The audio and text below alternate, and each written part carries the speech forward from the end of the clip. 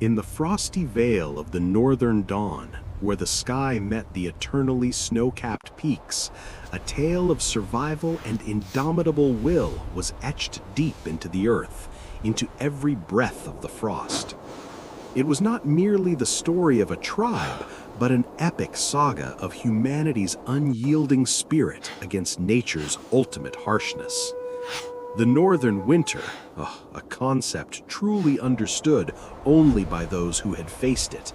It was not merely a season, it was a living entity, vast, silent, and unforgiving.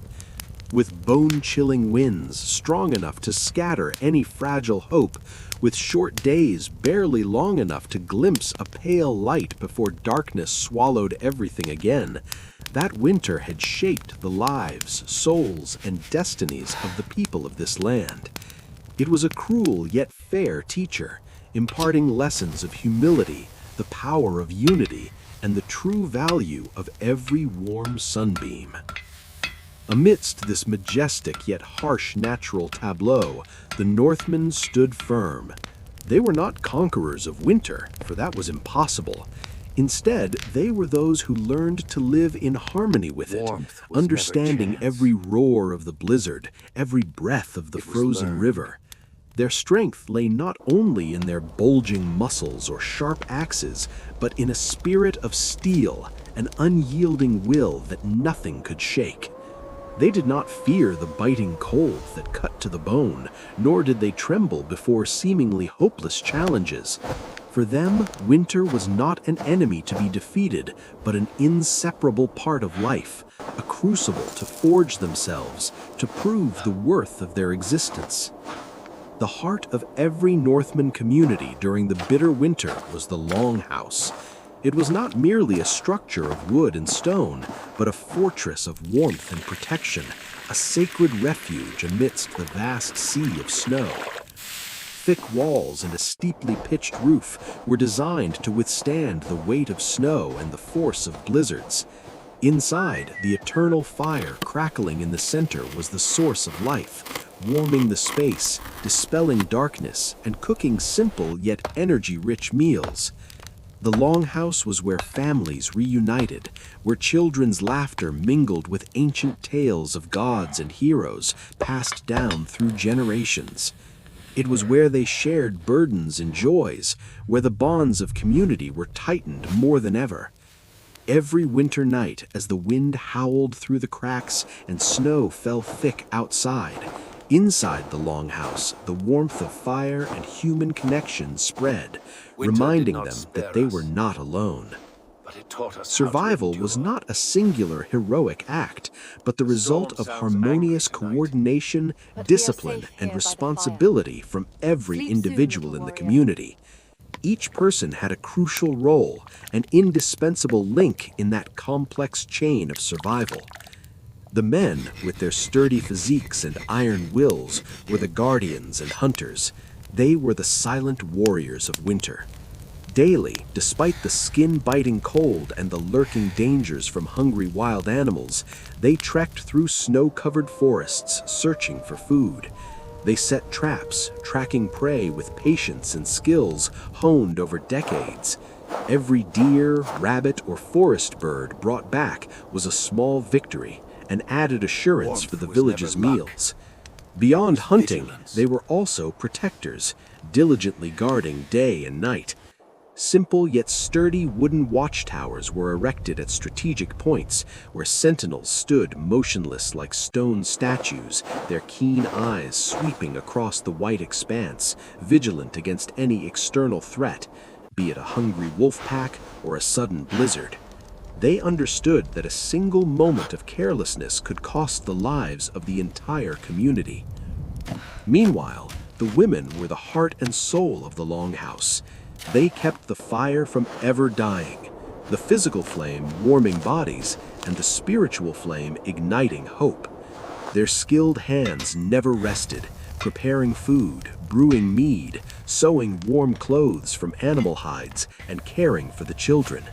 They knew how to transform the simplest raw ingredients into nourishing meals, how to utilize every last bit of what nature provided. Their stories and lullabies were not just entertainment, but a means of transmitting knowledge, life experience, and an indomitable spirit to future generations. They were the keepers of culture, tradition, and the warmth of the family, steadfast pillars helping the community endure the hardest months. And one could not forget the blacksmiths, masters of fire and metal. The rhythmic clang of hammers echoing from the forge was a familiar and vital sound amidst the winter's silence. In the glow of the red-hot flames, they crafted essential tools, axes for felling wood, knives for hunting and preparing food, arrows and implements for daily repairs. Each item forged was not just a utility, but a work of survival art, created with sweat, strength, and conviction. Their calloused hands were testament to their tireless dedication, and the products they made were the foundation for the community's existence. Thorough preparation, iron discipline, and a philosophy of no waste were the golden keys to survival in this harsh environment. The Northmen understood that winter forgave no mistakes, however small. Before the first snowflakes fell, the entire community toiled ceaselessly like diligent ants. They harvested everything the land could offer: grains, vegetables salted or dried for preservation. Wild game meat was smoked or carefully salted. Dry firewood was stacked in towering piles, enough to sustain the fire for many months. Every strand of rope, every piece of animal hide, every log was utilized to its fullest. There was no concept of excess or waste in their lexicon. An old piece of cloth could become a patch for clothing. A bone could be fashioned into a tool. Even hearth ash was used to fertilize plants. Frugality was not stinginess, but respect for life, a deep understanding of the value of every resource in a world where scarcity was the rule. The community always lived in a state of high alert. Potential dangers came not only from hunger or cold, but also from sudden blizzards that could strike at any moment, burying everything under thick layers of snow. They learned to read nature's signals: wind direction, sky color, animal behavior. The elders, with their vast experience, were weather prophets. They could sense an approaching storm from a mere chill in the wind or a halo around the moon. At the first sign of a storm, all outdoor activities ceased. Everyone quickly returned to the longhouse, checking every nook and cranny, ensuring everything was securely sealed. They believed that preparation was stronger than fear. Fear was a natural emotion, but it was not allowed to paralyze the will.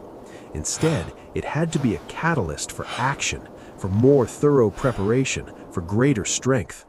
A united community, well-equipped and with a clear plan, would always stand firm against any challenge, no matter how terrifying. They did not deny fear, but faced it with calm and honed courage.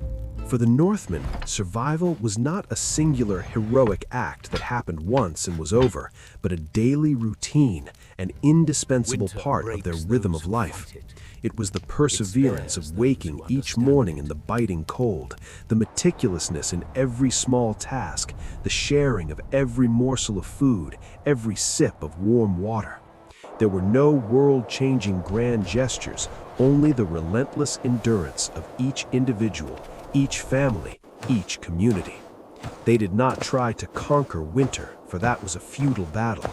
Instead, they learned to live in harmony with it, accepting its laws and finding both beauty and strength within its very harshness. They understood that they were a part of nature, not its masters. Winter was part of the cycle of life and death, and they had to respect it.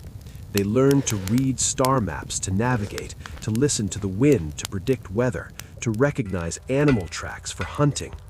Every skill, every piece of knowledge was passed down from generation to generation, creating an invaluable treasury of survival wisdom. When the most furious blizzard struck, when snow covered every path and the wind howled mournful ballads, inside the longhouse, life continued. The women wove cloth, the men repaired survives tools, winter the is not children strength learned to alone, read ancient runes by memory. the flickering firelight. Tales of ancestors, of sea voyages and heroic battles were recounted, not just for entertainment, but to remind them of the strength of the blood flowing in their veins, of the indomitable spirit they inherited. They not only survived, but they lived fully, with faith in themselves and in their community. And then, after months that seemed endless, when the first rays of spring began to pierce through the clouds, melting ice floes, bringing warmth and new life, the Northmen stood there again, resilient and stronger than ever. They had overcome another winter, not by magic, but by will, by unity, by preparation, and a spirit that never gave up. Their story is an eternal reminder that no matter how harsh life becomes, no matter how great the challenges, humanity can prevail as long as they believe in themselves, in the strength of their community, and never cease fighting for life.